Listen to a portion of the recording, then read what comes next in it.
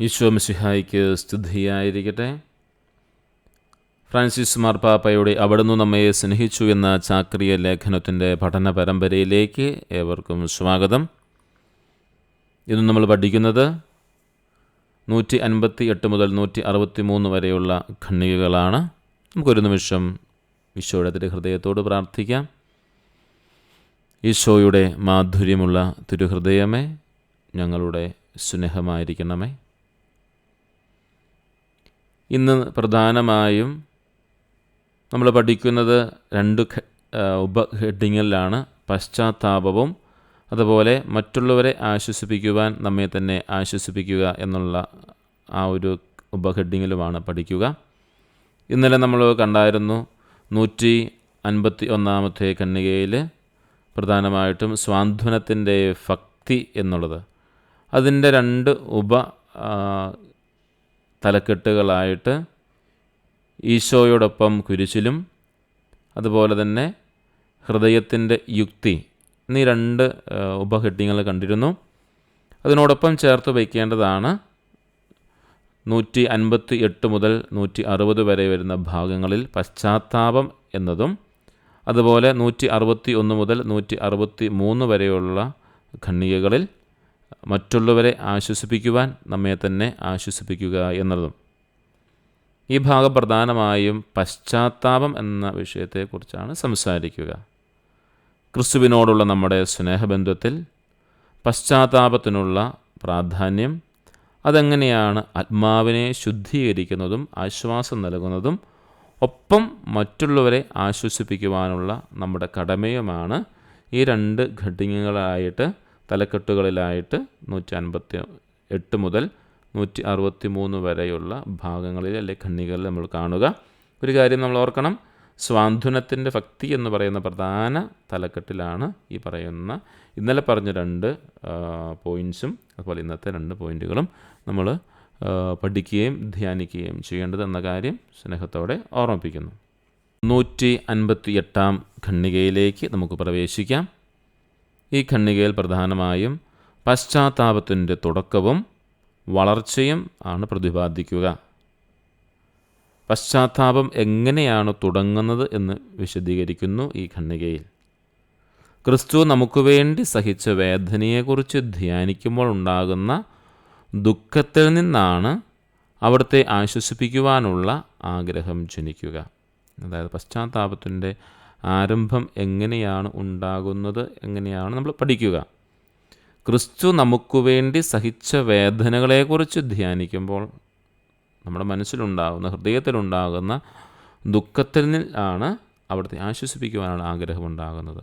അതാണ് പശ്ചാത്താപത്തിൻ്റെ ആരംഭം. നമ്മുടെ തെറ്റുകൾ, ദുശീലങ്ങൾ, കൂട്ടുകെട്ടുകൾ, ദുർബലമായ വിശ്വാസം, വ്യർത്ഥമായ ലക്ഷ്യങ്ങൾ, പാപങ്ങൾ, ദൈവിക പദ്ധതിക്ക് അനുസരിച്ച് ജീവിക്കുന്നതിലെ പരാജയം എന്നിവ തിരിച്ചറിഞ്ഞ് ഏറ്റുപറയുന്നതിലൂടെയാണ് പശ്ചാത്താപം വളരുന്നത്. പശ്ചാത്താപം ജനിക്കുന്നത് ക്രിസ്തു എനിക്ക് വേണ്ടി മരിച്ചു, പാടുപിടകൾ സഹിച്ചു എന്ന് ധ്യാനിച്ച് അവിടുത്തോട് തോന്നുന്ന സ്നേഹത്തിൽ അവിടുത്തെ ആശ്വസിപ്പിക്കുവാനുള്ള നമ്മുടെ ആഗ്രഹമാണ് പശ്ചാത്താപത്തിൻ്റെ ആരംഭമെങ്കിൽ, അത് പശ്ചാത്താപത്തിൽ വളരാൻ നമുക്ക് സാധിക്കുന്നത് നമ്മുടെ എല്ലാ തെറ്റുകളും ദൈവിക പദ്ധതിക്ക് അനുസരിച്ച് ജീവിക്കുന്നതിലെ പരാജയങ്ങളും ഒക്കെ ഏറ്റുപറയുമ്പോൾ പശ്ചാത്താപം വളരും. ഈ പശ്ചാത്താനുഭവം നമ്മളെ ഓരോരുത്തരെയും ശുദ്ധീകരിക്കും.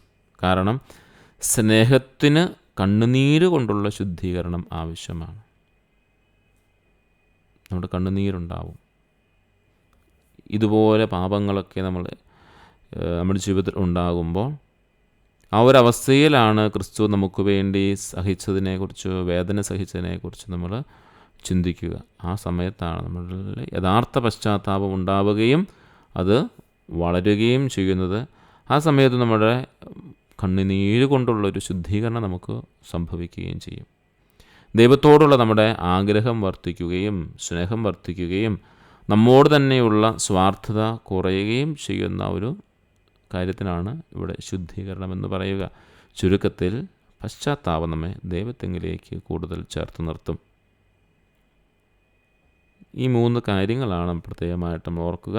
പശ്ചാത്താപം നമ്മൾ എങ്ങനെയാണ് ആരംഭിക്കുന്നത്? അത് ഈശോയുടെ വേദനകളെക്കുറിച്ചോ പെസഹ രഹസ്യങ്ങളെക്കുറിച്ചോ ധ്യാനത്തിൽ നിന്നും നമുക്കുണ്ടാകുന്ന ആശ്വസിപ്പിക്കുന്ന ഒരു ആഗ്രഹത്തിൽ നിന്നാണ് പശ്ചാത്താപം ഉണ്ടാകുന്നത് കണ്ടു.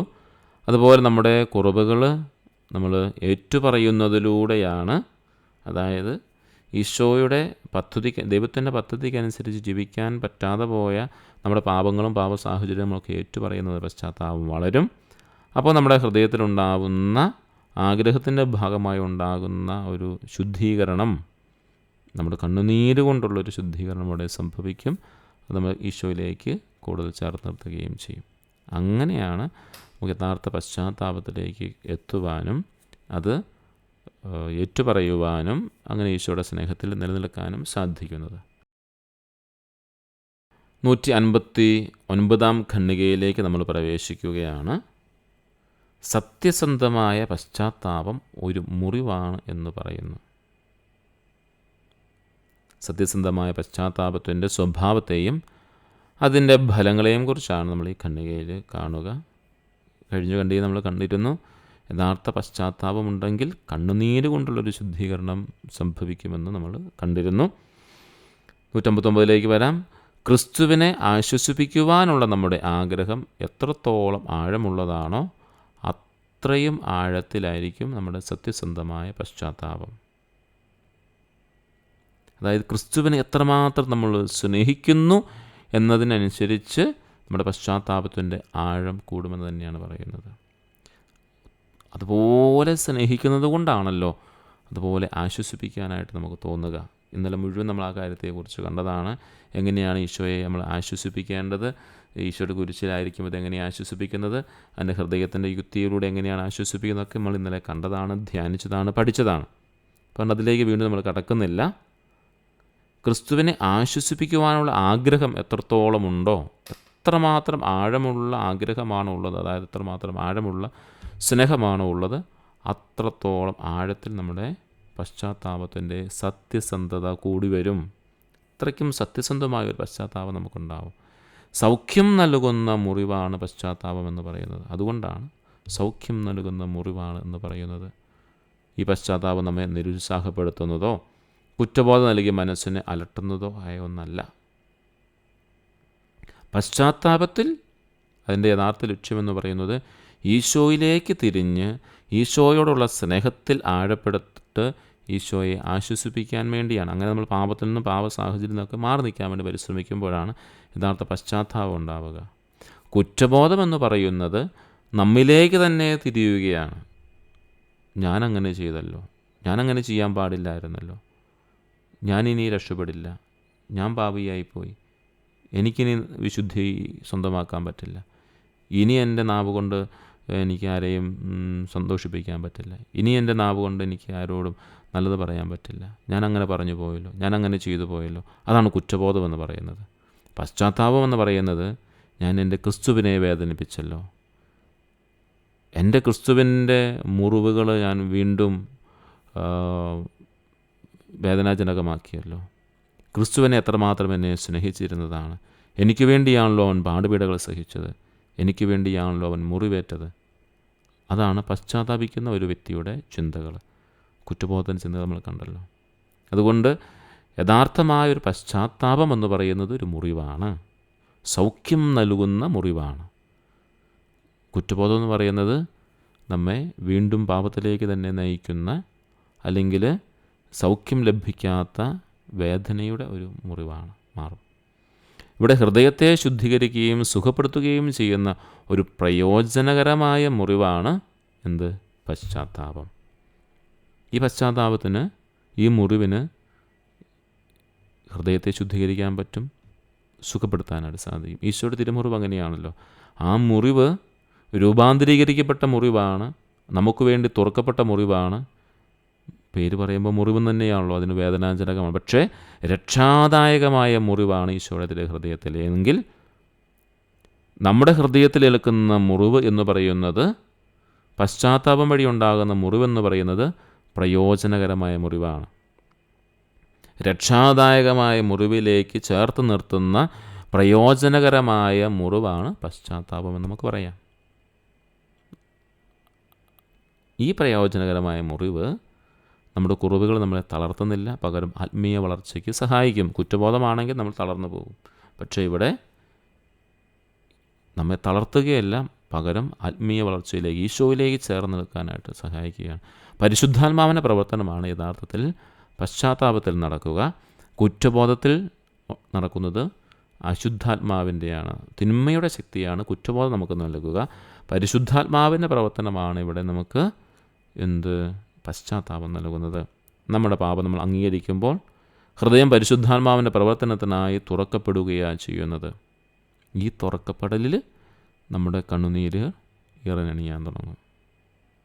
അതായത് പരിശുദ്ധാത്മാവിൻ്റെ പ്രവർത്തനത്താൽ നമ്മുടെ ഹൃദയം നമ്മുടെ പാപം അംഗീകരിച്ചുകൊണ്ട് ഈശോയുടെ രക്ഷാദായകമായ സാന്നിധ്യത്തെ നമ്മൾ തിരിച്ചറിയുമ്പോൾ, അവിടുത്തെ സ്നേഹത്തെ തിരിച്ചറിയുമ്പോൾ നമ്മുടെ കണ്ണുകൾ ഈറനണിയാൻ തുടങ്ങും, കണ്ണു നിറയാൻ തുടങ്ങും. അതാണ് കണ്ണുനീര് കൊണ്ടുള്ള ശുദ്ധീകരണം എന്ന് പറയുന്നത്. ഈശോ തൻ്റെ ഹൃദയത്തിൽ നിന്നും ജലവും രക്തവും നമുക്കായിട്ട് ഒഴുക്കി രക്ഷാകരമായ മുറിവിൽ നിന്നും രക്ഷാകരമായ കൃപയുടെയും കാരുണ്യത്തിൻ്റെയും സ്നേഹത്തിൻ്റെയും രക്തവും ജലവും ഒഴുക്കിയെങ്കിൽ യഥാർത്ഥ പശ്ചാത്താപത്തിലൂടെ നമ്മുടെ ഹൃദയത്തിൻ്റെ പ്രയോജനകരമായ മുറിവിൽ നിന്നും ഈശോയുള്ള സ്നേഹം ഒഴുകുമ്പോൾ, ഉത്ഭവിക്കുമ്പോൾ നമ്മുടെ കണ്ണുകൾ ഈറനണിയാൻ തുടങ്ങും.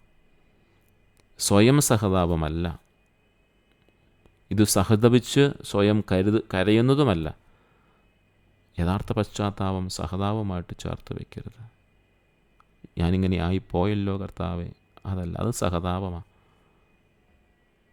സ്വയം സഹതപിച്ച് നമുക്ക് കണ്ണുനീർ കരയുന്നവരുണ്ട്. കണ്ണുനീർ ഇഷ്ടം പോലെ വരും.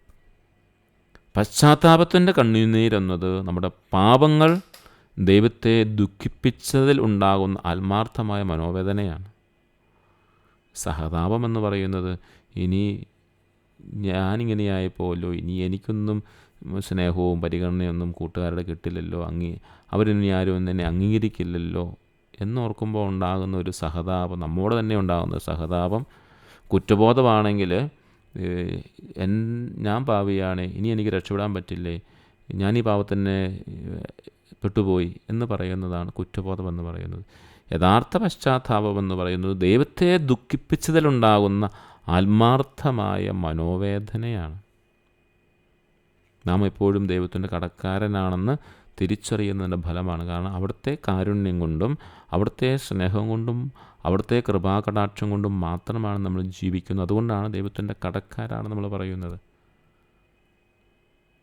കഠിന ഹൃദയങ്ങളെ മൃദുവാക്കുന്ന കണ്ണീരാണ് ഈ പശ്ചാത്താപത്തിലൂടെ ഒഴുക്കപ്പെടുക. അല്ലെങ്കിൽ കരഞ്ഞിട്ട് കണ്ണുനീർ തൂത്തിട്ട് വീണ്ടും പോയി ഈ ചിതപാവാതെ തന്നെ ചെയ്യും,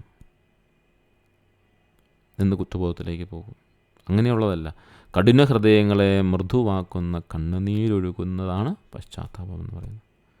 ജലബിന്ദുക്കൾ കല്ലുവിനെ തഴുകി മൃദുവാക്കുന്നത് പോലെ കണ്ണുനീര് കഠിന ഹൃദയങ്ങളെ പതുക്കെ പതുക്കെ മൃദുവാക്കാൻ സാധിക്കും. നമുക്കറിയാം, നമ്മുടെ ഈ പ്രത്യേകിച്ച് ഇപ്പോൾ മഴക്കാലത്തിലെ സമയമാണല്ലോ, നമ്മുടെ തൊട്ടടുത്തുള്ള അരുവികളിലും തോടുകളിലുമൊക്കെ കാണുന്ന കല്ലുകൾ അതിങ്ങനെ ഒഴുകി ഒഴുകി ഒഴുകി അതിനെ ജലബന്ധു കഴുകി അതിനെ മൂർച്ചയുള്ള ചില ഭാഗങ്ങളെല്ലാം മാറി അത് ഉരുണ്ടതായിട്ട് മൃദുവായിട്ട് മിനുസമുള്ളതായിട്ട് അതിനെ മാറ്റിയെടുക്കുന്നത് കാണാൻ സാധിക്കും വർഷങ്ങളുടെ ഈ ജലപ്രവാഹത്തിലൂടെ. അങ്ങനെ നമ്മുടെ കഠിന ഹൃദയത്തെ മൃദുവാക്കാനായിട്ട് നമ്മുടെ ആത്മാർത്ഥമായ പശ്ചാത്താപത്തിൻ്റെ കണ്ണുനീരുകൾക്ക് സാധിക്കും. ഇതിനാണ് രക്ഷാകരമായ ദുഃഖമെന്ന് പറയുക. പ്രയോജനകരമായ മുറിവും രക്ഷാകരമായ ദുഃഖവും നമ്മളിൽ നിന്നുണ്ടാവണം. അത് വലിയ സമാധാനം കൊണ്ടുവരും. അതാണ് നമ്മൾ തിരിച്ചറിയേണ്ടത്. സഹതാപത്തിൻ്റെ കണ്ണുനീരല്ല, എല്ലാം നഷ്ടപ്പെട്ടല്ലോ എന്നുള്ളൊരു കണ്ണുനീരല്ല, മറിച്ച് പ്രയോജനകരമായ മുറിവിലും അതുപോലെ രക്ഷാകരമായ ദുഃഖവുമാണ് നമുക്ക് ഉണ്ടാവേണ്ടത്. അപ്പോഴാണ് നമ്മുടെ ഹൃദയത്തിൽ നിന്നും ആ കണ്ണുനീര് പുറത്തു വരിക. കണ്ണിലൂടെയാണെന്ന് മാത്രമേ ഉള്ളൂ. അത് വലിയ സമാധാനം കൊണ്ടുവരുമെന്ന് പറയുന്നു. പരിശുദ്ധ പിതാവ് വീണ്ടും പറയുന്നു, കൃപയും പ്രാർത്ഥനയും പരസ്പരം ബന്ധപ്പെട്ടായിരിക്കുന്നത്. പശ്ചാത്താപം നമ്മുടെ ഒരു സ്വന്തമായ പ്രവൃത്തിയല്ല, അത് പരിശുദ്ധാത്മാവ് നമുക്ക് നൽകുന്നൊരു കൃപയാണ് പശ്ചാത്തപിക്കാനായിട്ട്. പാപബോധവും പശ്ചാത്താപവും എനിക്ക് ഏകണമെന്ന് നമ്മൾ പ്രാർത്ഥിക്കാറില്ലേ? ദൈവത്തിൻ്റെ കൃപയാണ് ഈ പശ്ചാത്താപം എന്ന് പറയുന്നത് പോലും. ദൈവം നമ്മെ അനുവദിക്കുകയാണ്. എപ്പോഴാണ്? ഈശോയുടെ സ്നേഹത്തെക്കുറിച്ച് നമുക്ക് ധ്യാനിക്കാൻ നമ്മൾ തുടങ്ങുമ്പോഴാണ്. വെറുതെ വഴിയെ പോകുന്നതിനെ പിടിച്ചിട്ട് നീ ഈ കൃപ തന്നങ്ങോട്ട് നിർത്തുകയാണെന്ന് നമുക്ക് വിചാരിക്കാൻ പറ്റില്ല. മറിച്ച് ഈശോയുടെ സ്നേഹത്തെക്കുറിച്ച് ചിന്തിക്കാൻ തുടങ്ങുന്നവന്, ധ്യാനിക്കാൻ തുടങ്ങുന്നവന് തമ്പുരാൻ കൊടുക്കുന്നൊരു കൃപയാണ്. അതുകൊണ്ടാണ് കൃപയും പ്രാർത്ഥനയും പരസ്പരം ബന്ധപ്പെട്ടിരിക്കുന്നു പറയുന്നത്. നിരന്തരം പ്രാർത്ഥിക്കുന്നവന് ഈ പശ്ചാത്താപത്തിലേക്കുള്ള കൃപ കൂടി കൊടുക്കും. പ്രാർത്ഥിക്കാതിരുന്നാൽ കിട്ടില്ല. അതുകൊണ്ട് ദാനമായി കിട്ടുന്നതല്ലേ, പരിശുദ്ധാത്മാവ് തരുന്നതല്ലേ പശ്ചാത്താപം. എനിക്ക് പശ്ചാത്താപം ഇല്ലാത്തത് പരിശുദ്ധാത്മാവ് തരാത്തത് കൊണ്ടാണ് എന്ന് ന്യായം പറയാനുള്ളൊരു സാധ്യതയുണ്ട്. അതുകൊണ്ടാണ് പരിശുദ്ധ പിതാവ് കൃത്യം പറഞ്ഞിരിക്കുന്നത് കൃപയും പ്രാർത്ഥനയും പരസ്പരം ബന്ധപ്പെട്ടായിരിക്കുന്നത്.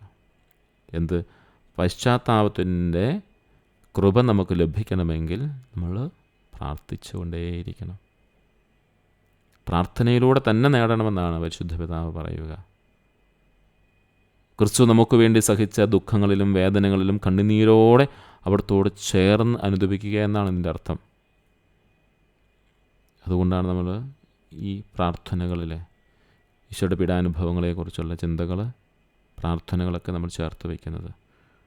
ആ പ്രാർത്ഥനകൾ നമ്മൾ ഉരുവിടുമ്പോൾ, ഹൃദയത്തിൽ നിന്നും ഉരുവിടുമ്പോൾ, അധരവ്യായാമമല്ലാതെ ഹൃദയത്തിൽ നിന്നും ഉരുവിടുമ്പോൾ, ക്രിസ്തു നമുക്ക് വേണ്ടി സഹിച്ച ദുഃഖങ്ങളിലും വേദനകളുമൊക്കെ കണ്ണുനീരോടുകൂടി അവിടത്തോട് ചേർന്ന് നിൽക്കാനായിട്ട് സാധിക്കും.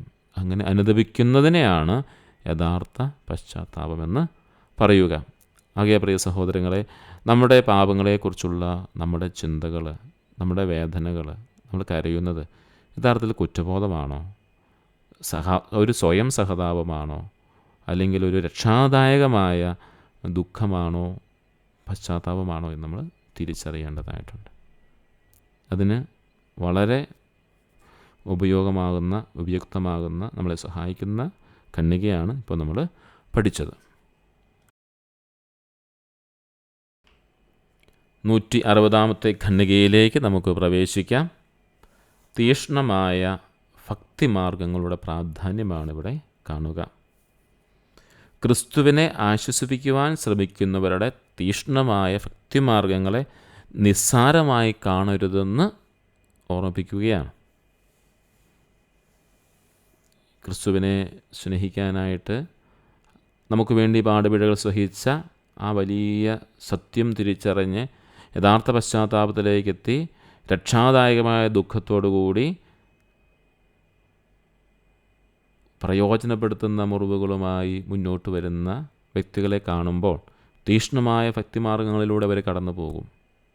അങ്ങനെ ക്രിസ്തുവിനെ ആശ്വസിപ്പിക്കാൻ ശ്രമിക്കുന്ന വിശ്വസ്തരും വിശുദ്ധരുമായ ആളുകളുടെ തീക്ഷ്ണമായ ഭക്തിമാർഗങ്ങളെ ആരും നിസ്സാരമായി കാണരുത്.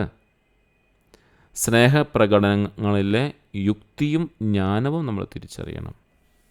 അതിനുള്ളിലെ യുക്തിയും ജ്ഞാനവും നമ്മൾ തിരിച്ചറിയണം. അതായത് പ്രത്യക്ഷീകരണങ്ങളെക്കുറിച്ച് നമ്മൾ 2ാമത്തെ ചാപ്റ്ററിൻ്റെ അവസാന ഭാഗത്തും 3ാമത്തെ ചാപ്റ്ററിലുമൊക്കെ നമ്മൾ കണ്ട സമയത്ത് പറയുന്നൊരു കാര്യമുണ്ടല്ലോ, ഇത് സുവിശേഷ മൂല്യങ്ങളോട് ചേർന്ന് നിൽക്കുന്നതാണെങ്കിൽ, ഈ പ്രത്യക്ഷീകരണങ്ങൾ സഭാത്മകമായ പാരമ്പര്യങ്ങളിലേക്കും സുവിശേഷമായ മൂല്യങ്ങളിലേക്കും ചേർത്ത് നിൽക്കുന്നതാണെങ്കിൽ അങ്ങനെയാണ് ഇതിനെ അംഗീകരിക്കേണ്ടതെന്ന് പറയുന്നുണ്ട്. നമ്മൾ പഠിച്ചായിരുന്നു, അതിലേക്ക് നിങ്ങളൊന്ന് സൂചിപ്പിച്ചു എന്ന് മാത്രമേ ഉള്ളൂ. നിങ്ങളതിലേക്ക് ഒന്നുകൂടെ തിരിച്ചു പോവുക. അപ്പം അതുകൊണ്ട് ഈ പ്രത്യക്ഷീകരണങ്ങളെ പോലെ തന്നെ ഈ തീക്ഷ്ണമായ ഭക്തിമാർഗങ്ങളെ നമ്മൾ നിസ്സാരമായി കാണേണ്ട ആവശ്യമില്ല.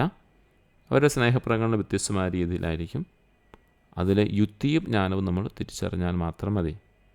അതായത് ആ ഭക്തി, ഈശോയിൽ ലഭിച്ച ആ ഒരു, ഈശോയെ ആശ്വസിപ്പിക്കാൻ അവരെടുക്കുന്ന ആ ഒരു, അങ്ങനെ ഒരു കാര്യം നമ്മൾ മനസ്സിലാക്കിയാൽ മാത്രം മതി. ചിലർക്ക് പരിത്യക്തവും പക്വതയുള്ളതുമായ വിശ്വാസമുണ്ടെന്ന് തോന്നാമെങ്കിലും അവരുടെ മരവിച്ചതും വിദൂരവും അളന്നു കുറിച്ചതുമായ സ്നേഹപ്രകടനേക്കാൾ വലിയ യുക്തിയും സത്യവും ജ്ഞാനവും ക്രിസ്തുവിനെ ആശ്വസിപ്പിക്കാൻ ശ്രമിക്കുന്ന സ്നേഹപ്രകടനങ്ങൾ അടങ്ങിയിട്ടുണ്ടോ എന്ന് പരിശോധിക്കാൻ മാർപ്പാപ്പ എല്ലാവരെയും പ്രോത്സാഹിപ്പിക്കുകയാണ്. അതായത് ചിലരുടെയൊക്കെ മരവിച്ചതും വിദൂരവും അളന്നു കുറിച്ചതുമായ സ്നേഹപ്രകടനങ്ങളുണ്ട്. ചിലരൊക്കെ വലിയ യുക്തിയും സത്യവും ജ്ഞാനവുമൊക്കെ ക്രിസ്തുവിനെ ആശ്വസിപ്പിക്കുക, ആ വഴിയായിട്ട് ക്രിസ്തുവിനെ ആശ്വസിപ്പിക്കാൻ നടത്തുന്ന സ്നേഹപ്രകടനങ്ങളുണ്ട്. ഇതൊക്കെ ഒന്ന് പരിശോധിക്കാനായിട്ട് പരിശുദ്ധ പിതാവ് നമ്മളോട് പറയുകയാണ്. ആത്മാർത്ഥമായും തീവ്രവുമായ ഭക്തിക്കാണ് മാർപ്പാപ്പ പ്രാധാന്യം നൽകുന്നത്. പരിഷ്കൃതമായ രീതിയിൽ, പക്വതയുള്ള രീതിയിൽ, വിശ്വാസമുണ്ടെന്ന് തോന്നിക്കുന്ന രീതിയിലുള്ള, അതായത് ഒരു തരം പ്രകടനങ്ങൾ പരിശുദ്ധ പിതാവ് പറയുന്നതാണ്. ഈ സ്നേഹപ്രകടനങ്ങൾ ഒന്ന് പരിശോധിക്കാനാണ് പറഞ്ഞേക്കുന്നത്. തീക്ഷ്ണമായ ഭക്തിമാർഗങ്ങൾ, ചിലർ ഈ ആത്മാർത്ഥമായിട്ട് ഈശോയുടെ പോലെ സ്നേഹത്താൽ ഈ ആരാധന സമയത്ത് കരയുകയോ ഒക്കെ ചെയ്യുമ്പോൾ പുറത്തിറങ്ങുമ്പോൾ ചിലരൊക്കെ അവൻ ഈ ഒരു കാലഘട്ടത്തിൽ ഇങ്ങനെ ഇരുന്നോ കരയുന്നവരെയോ ഒക്കെ കാണുമോ നമ്മൾ പറയുന്നത് നമ്മുടെ യുക്തി കൊണ്ടും സത്യം കൊണ്ടുമൊക്കെ ചിലപ്പോൾ നമ്മൾ അവരെ വിധിക്കാനൊക്കെ തുടങ്ങും. അതുകൊണ്ട് മാർപ്പാപ്പ പറയുന്നത് എല്ലാവരും ഒന്ന് പരിശോധിച്ചാലാണ് പറയുന്നത്. ഈശോയോടുള്ള ഈ സ്നേഹപ്രകടനങ്ങളിൽ ഈ എന്തൊക്കെയാണ് യഥാർത്ഥത്തിലുള്ള ആത്മാർത്ഥമായിട്ടുള്ള തീവ്രമായുള്ളൊരു ഭക്തി എന്നിലുണ്ടോ എന്ന് നോക്കുക. അത് പ്രകടിപ്പിക്കുന്നത് പല വിധത്തിലായിരിക്കാം. ചിലർ നല്ലതുപോലെ പ്രകടിപ്പിക്കും. സ്നേഹത്തിൻ്റെ ആഴങ്ങളെക്കുറിച്ച് നമ്മൾ മുൻ ഖണ്ഡിങ്ങിൽ കണ്ടല്ലോ. ആ സ്നേഹത്തിൻ്റെ ആഴങ്ങളിലേക്ക് എത്തുമ്പോൾ, യഥാർത്ഥ പശ്ചാത്താപം ഉണ്ടാകുമ്പോൾ വാവിട്ട് കരഞ്ഞെന്ന് വരും. അല്ലെങ്കിൽ അതിന് തതുല്യമായ രീതിയിൽ അവൻ ചെയ്തെന്ന് വരും. കാരണം ഞാനും എൻ്റെ ക്രിസ്തു മാത്രമേ അവിടെയുള്ളൂ. ഇപ്പോൾ ചുറ്റുവട്ടുള്ളവരെക്കുറിച്ച് ചിന്തിക്കേണ്ട ആവശ്യമുണ്ടാവണം നിർബന്ധമില്ല. അതുകൊണ്ട് സ്നേഹപ്രകടനങ്ങളിൽ വ്യത്യാസമുണ്ടാകും. അതിൻ്റെ യുക്തിയും ജ്ഞാനവും നാം തിരിച്ചറിഞ്ഞാൽ മാത്രം മതി. അതിനും നമ്മൾ മനസ്സിലാക്കണം, ശ്രമിക്കണം എന്നാണ് പരിശുദ്ധ പിതാവ് പറയുക. അതുകൊണ്ട് ആദ്യം നമ്മുടെ ഹൃദയത്തിൽ ഈ ആത്മാർത്ഥമായും തീവ്രവുമായ ഭക്തി ഒന്ന് ജനിപ്പിക്കാൻ ശ്രമിക്കുക. മറ്റുള്ളവരെ തിരിച്ചറിയാൻ പോകാൻ നമുക്ക് എളുപ്പമായിരിക്കും. ഇത് പഠിക്കുമ്പോൾ ഒരു പക്ഷേ നമ്മൾ ഇപ്പം തന്നെ നമ്മുടെ മനസ്സിലേക്ക് വന്നത് നമ്മുടെ കൂടെ ഇരുന്ന് പ്രാർത്ഥിക്കുന്നവരെ, അല്ലെങ്കിൽ കൂടുതൽ സമയം പള്ളിയിൽ ഇരുന്ന് പ്രാർത്ഥിക്കുന്നവരെ, അല്ലെങ്കിൽ ചില പ്രകടനങ്ങൾ നടത്തുന്നു എന്ന് നമ്മൾ വിചാരിക്കുന്നവരെ, എന്തുമായിക്കൊള്ളട്ടെ, നമ്മളാരെയും വിധിക്കാനായിട്ട് പോകണ്ട. മാർപ്പാപ്പ പറയുന്നതനുസരിച്ച് നമ്മളൊന്ന് പരിശോധിക്കുക വ്യക്തിപരമായിട്ട്.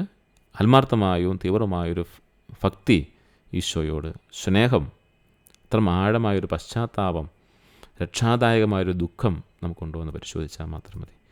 അതിന് നമുക്ക് വേണ്ടി പരിശ്രമിക്കാം. 161 ഖണ്ഡികയിലേക്ക് നമ്മൾ പ്രവേശിക്കുകയാണ്. മറ്റുള്ളവരെ ആശ്വസിപ്പിക്കുവാൻ നമ്മെ തന്നെ ആശ്വസിപ്പിക്കുക എന്ന ആ ഒരു ഉപഘട്ടിങ്ങിലേക്കാണ് നമ്മൾ കയറുക. ഇവിടെ ക്രിസ്തുവിനെ ആശ്വസിപ്പിക്കുമ്പോൾ സ്വയം ആശ്വസിപ്പിക്കപ്പെടുന്നു എന്നൊരു ചിന്ത കൂടി വരുന്നുണ്ട് എന്ന കാര്യം കൂടി നമ്മൾ മനസ്സിലാക്കുക.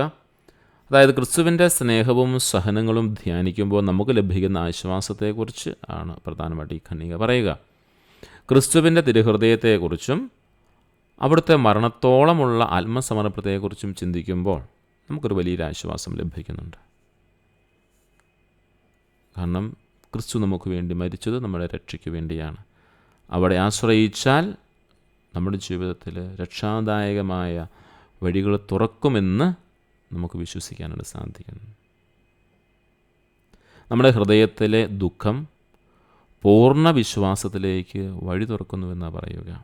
ഇവിടെ ദുഃഖമെന്ന് പറയുന്നത് മുൻ ഖണ്ഡികയെ നമ്മൾ കണ്ട രക്ഷാദായകമായ ദുഃഖം എന്ന കാര്യം മറന്നു പോകരുത്.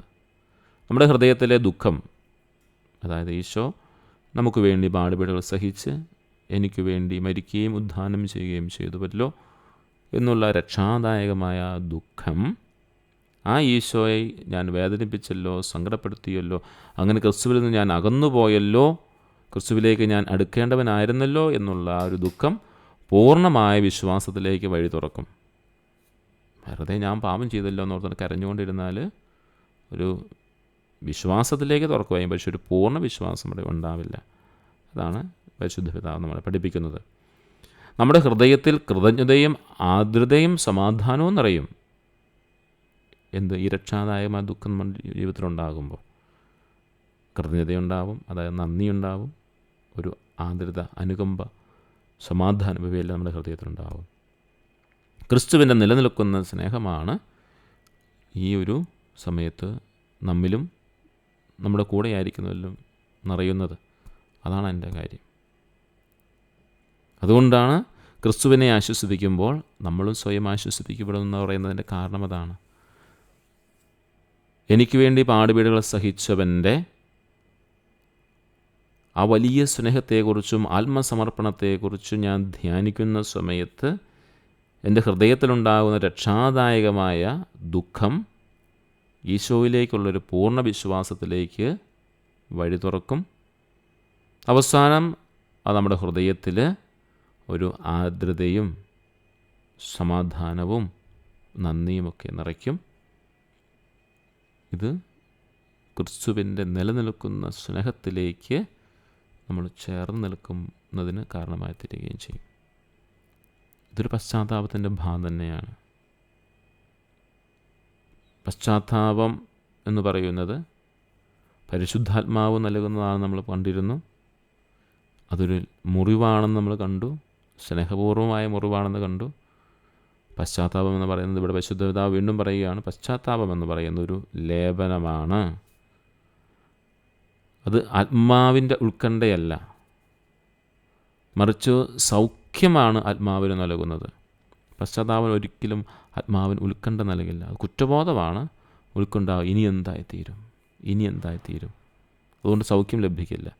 പശ്ചാത്താപമാണ് ഇതുകൊണ്ട് അവിടെ ആത്മാവിന് ഉത്കണ്ഠയല്ല ഉണ്ടാവുക, മറിച്ച് സൗഖ്യമുണ്ടാവും.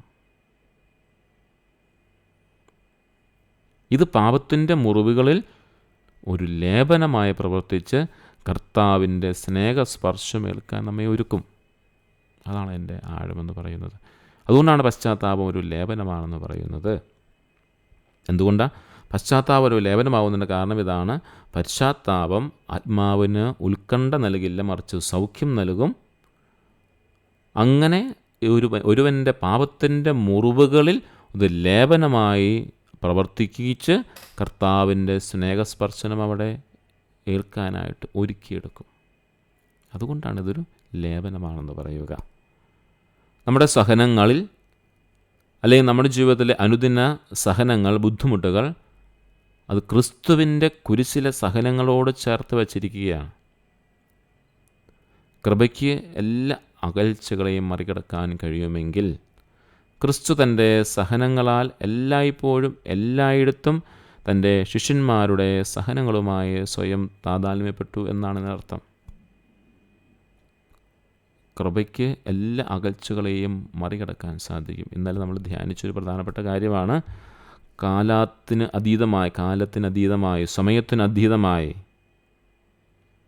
ഈ ക്രിസ്തുവിൻ്റെ പെസഹ രഹസ്യങ്ങളിലേക്ക് ഇറങ്ങിച്ചെല്ലാനായിട്ട് ഈ വർത്തമാന കാലത്തിൽ നമുക്ക് സാധിക്കുമെന്ന് കണ്ടു. ഭൂതകാലത്തിൽ സംഭവിച്ചതല്ല, വർത്തമാനകാലത്തും വരാനിരിക്കുന്ന കാലത്തുമൊക്കെ ഇത് കാലത്തിനതീതമായി. അതുകൊണ്ട് ഇവിടെ പറയുക, കൃപയ്ക്ക് എല്ലാ അകൽച്ചകളെയും മറികടക്കാൻ കഴിയും. ആയതിനാൽ നമ്മുടെ എല്ലാ അനുദിന സഹനങ്ങളിൽ, അതായത് ഈശോ ശിഷ്യന്മാരുടെ സഹനങ്ങളിൽ സ്വയം താതാമ്യപ്പെട്ടതുപോലെ നമ്മുടെ സഹനങ്ങളോടും അവൻ സ്വയം താതാത്മ്യപ്പെടും. അതിനുവേണ്ടിയാണല്ലോ അവൻ മനുഷ്യനായി ഇവിടെ അവതരിച്ചത്. അതും ഇന്നലെ നമ്മൾ ധ്യാനിച്ച കാര്യമാണ്. അതുകൊണ്ടാണ് വീണ്ടും ഇവിടെ ആവർത്തിക്കാത്തത്. കുറേ സമയമെടുത്ത് നമ്മൾ ധ്യാനിച്ച് പഠിച്ച കാര്യമാണ്. ക്രിസ്തു മനുഷ്യരുടെ രൂപമെടുത്ത് ഇവിടെ സന്നിഹിതനായതുകൊണ്ട് നമ്മൾ അവിടുത്തെ കൃപയോട് കൂടുതൽ ചേർന്നിരിക്കുന്നു എന്ന് നമ്മൾ ധ്യാനിച്ചതാണ്. നാം കഷ്ടപ്പാടുകൾ സഹിക്കുമ്പോഴും ക്രിസ്തുവും നമ്മോടൊപ്പം സഹിക്കുന്നു എന്ന് അറിയുന്നതിൻ്റെ ആന്തരികമായ ആശ്വാസം നമുക്ക് അനുഭവിക്കാൻ സാധിക്കും. ഒരു കഥയൊക്കെ നമ്മൾ കേട്ടിട്ടുള്ളതാണല്ലോ. കടൽക്കരയിലൂടെ നടന്നു പോകുന്ന ഈശോയും ഒരു യുവാവും കൂടെ നടന്ന് എല്ലാ ദിവസവും യാത്ര ചെയ്ത് സംസാരിക്കുമായിരുന്നു. വേദനകളും സങ്കടങ്ങളും ഒക്കെ യാത്രയിൽ സംസാരിക്കുമായിരുന്നു. അങ്ങനെ യാത്ര ചെയ്ത് സംസാരിക്കുന്ന സമയത്ത് ഒരിക്കൽ അവൻ ജീവിതത്തിൽ വേദനകളും സങ്കടങ്ങളും ഉണ്ടാകുമ്പോൾ അവനന്ന് ഒറ്റയ്ക്കാണെന്ന് മനസ്സിലാവുകയാണ്. എങ്ങനെയാണ് അവൻ മനസ്സിലാക്കിയത്? ഈശോ ഒന്ന് എപ്പോഴും കൂടെ നടക്കുമ്പോൾ അവൻ പുറകോട്ട് തിരിഞ്ഞു നോക്കുമ്പോൾ 4 കാൽപ്പാടുകൾ കാണുമായിരുന്നു. 2 ഈശോയുടെയും 2 അവൻ്റെയും. പക്ഷെ അവൻ ഒത്തിരി വേദനിച്ച് സങ്കടപ്പെട്ട് നടന്ന ആ ദിനങ്ങളിൽ ഈശോ കൂടെയുണ്ട് എന്നവൻ ഉറപ്പാക്കാൻ വേണ്ടി തിരിഞ്ഞു നോക്കുമ്പോൾ 2 കാൽപ്പാടുകൾ മാത്രമേ കാണുന്നുള്ളൂ. ആ കഥയെല്ലാം നമുക്കറിയാം. അപ്പോൾ ഈശോയോട് പരാതി പറയുന്നുണ്ട്, എന്തേ എൻ്റെ സങ്കടന സമയത്ത് നീ എന്നെ ഉപേക്ഷിച്ചിട്ട് പോയത് കാരണം നിൻ്റെ കാൽപ്പാടുകൾ ഇവിടെ കാണുന്നില്ലല്ലോ എന്ന്. മറുപടി ഈശോ കൊടുക്കുന്നത് നമുക്ക് അറിയാം, മകനെ, അത് നീ കണ്ട കാൽപ്പാട് എൻ്റെ കാൽപ്പാടാണ്. കാരണം നീ എൻ്റെ തോളിലായിരുന്നു ആ സമയത്ത്. നിൻ്റെ ജീവിതത്തിൽ വേദനകളും സങ്കടങ്ങളും ഉള്ളപ്പോൾ ഞാൻ നിന്നെ തോളിൽ വഹിക്കുകയായിരുന്നു എന്ന്. അങ്ങനെ അതാണ് ആ ഒരു കഥയോട് വെച്ചൊന്ന് മനസ്സിലാക്കുമ്പോൾ കുറച്ചുകൂടി എളുപ്പമാകും. നമ്മുടെ കഷ്ടപ്പാട് നമ്മൾ ഓരോരുത്തരും കഷ്ടപ്പാടുകൾ സഹിക്കുമ്പോഴെല്ലാം ക്രിസ്തു നമ്മോടൊപ്പം സഹിക്കുന്നു എന്ന് ആ അറിവ് ഒരു ആന്തരികമായ ആശ്വാസം നമുക്ക് അനുഭവിക്കാനായിട്ട് സാധിക്കും. നമ്മൾ അവിടുത്തെ ആശ്വസിപ്പിക്കാൻ ശ്രമിക്കുമ്പോൾ നമ്മൾ സ്വയം ആശ്വസിപ്പിക്കപ്പെടുകയാണ് എന്ന് പറയുന്നതിൻ്റെ കാര്യം അതാണ്. അവിടുത്തെ ആശ്വസിപ്പിക്കുക എന്ന് പറയുമ്പോൾ വളരെ ശ്രദ്ധാപൂർവ്വം നമ്മൾ കാര്യം മനസ്സിലാക്കണം. ഇന്നലത്തെ ക്ലാസ്സിൽ വീണ്ടും വീണ്ടും കേട്ടു നോക്കി വേണം ആ കാര്യം മനസ്സിലാക്കുകയും ചെയ്യാനായിട്ട്.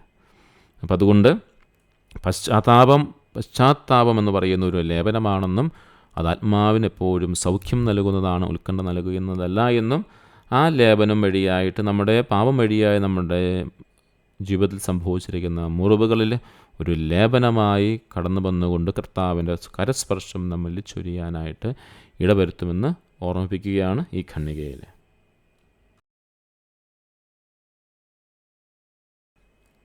നൂറ്റി 62 ഖണ്ഡികയിലേക്ക് നമുക്ക് പ്രവേശിക്കാം. നമ്മുടെ കടമയെക്കുറിച്ചാണ് ഇവിടെ പറയുക. കർത്താവിൻ്റെ ആജ്ഞയും നമ്മുടെ കടമയും ഇവിടെ വ്യക്തമാക്കുകയാണ്. യെശയ്യാ പ്രവാചകന്റെ പുസ്തകം 40-ാം അധ്യായം 1-ാമത്തെ വാക്യം, എൻ്റെ ജനത്തെ സമാശ്വസിപ്പിക്കുവിൻ. ഇത് കർത്താവിൻ്റെ ആജ്ഞയാണ്. അതായത് ഈ പഠന സമയത്ത് നമ്മുടെ ധ്യാനത്തിൻ്റെ ഘട്ടങ്ങളിൽ കർത്താവിൻ്റെ ഈ ആജ്ഞയെ നമ്മൾ കേൾക്കേണ്ടതായിട്ടുണ്ട്. എൻ്റെ ജനത്തെ ആശ്വസിപ്പിക്കുവിൻ. വിശുദ്ധ പൗലോസ് പറയുന്നത് പോലെ ദൈവം നമുക്ക് സമാശ്വാസം നൽകുന്നത്, ദൈവം ഞങ്ങൾക്ക് നൽകുന്ന സ്വാന്തനത്താൽ ഓരോ തലത്തിലുള്ള വ്യതകൾ അനുഭവിക്കുന്നവരെ ആശ്വസിപ്പിക്കുവാൻ ഞങ്ങൾ ശക്തരാകേണ്ടതിനും ഞങ്ങൾ ദൈവത്തിൽ നിന്നും അനുഭവിക്കുന്ന അതേ ആശ്വാസം തന്നെ അവരും അനുഭവിക്കേണ്ടതിനും അവിടുന്ന് ഞങ്ങളെ എല്ലാ ക്ലേശങ്ങളിലും സമാശ്വസിപ്പിക്കുന്നു. 2 കൊറിന്തോസ്യർക്ക് എഴുതിയ 2-ാമത്തെ ലേഖനം 1-ാം അധ്യായം 4-ാമത്തെ വാക്യമാണ് പറയുന്നത്.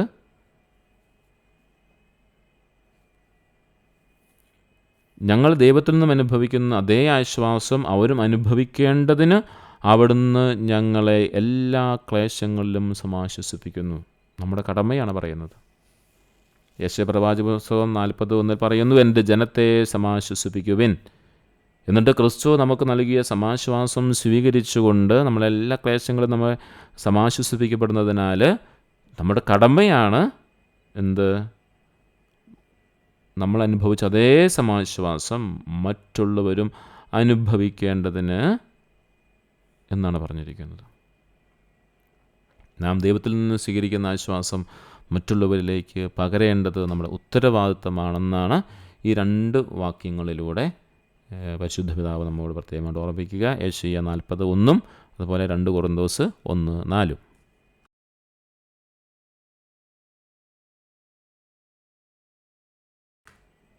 നൂറ്റി 63-ാം ഖണ്ഡികയിലേക്ക് നമ്മൾ പ്രവേശിക്കുകയാണ്.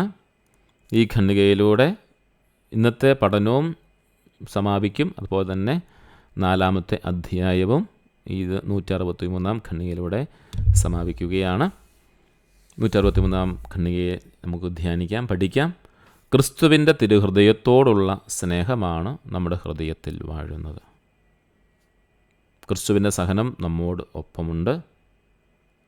നമ്മുടെ സഹനങ്ങൾ ക്രിസ്തുവിൻ്റെ കുരിശിലെ സഹനങ്ങളോട് ചേർന്നിരിക്കുന്നു.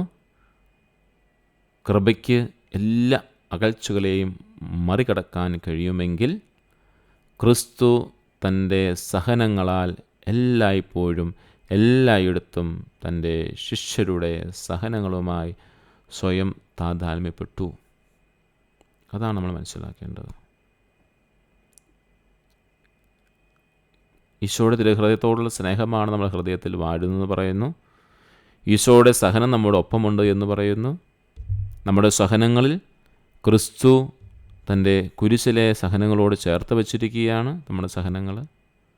അങ്ങനെ നമ്മൾ അവിടുത്തെ ആശ്വസിപ്പിക്കാൻ വേണ്ടി ശ്രമിക്കുമ്പോൾ നാം സ്വയം ആശ്വസിപ്പിക്കപ്പെടുകയാണ്.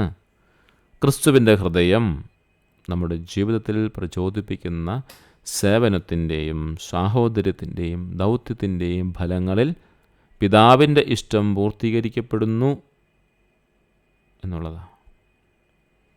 നമ്മൾ കാണിക്കുന്ന സാഹോദര്യം,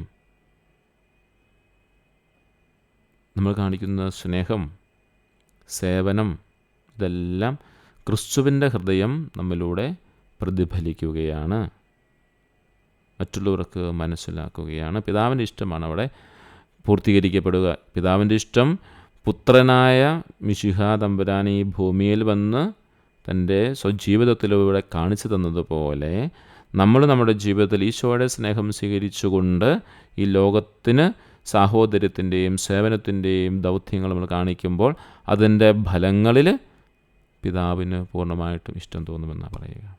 അങ്ങനെ നമ്മൾ പൂർണ്ണത കൈവരിക്കുകയാണ്. വിശുദ്ധ യോഹന്നാൻ സുവിശേഷം 15-ാം അധ്യായം 8-ാം വാക്യം നമ്മൾ കാണുന്നു, നിങ്ങൾ ധാരാളം ഫലം പുറപ്പെടുവിക്കുകയും അങ്ങനെ എൻ്റെ ശിഷ്യരായിരിക്കുകയും ചെയ്യുന്നതുവഴി പിതാവ് മഹത്വപ്പെടുന്നു. യോഹന്നാൻ 15:8. എന്താണ്?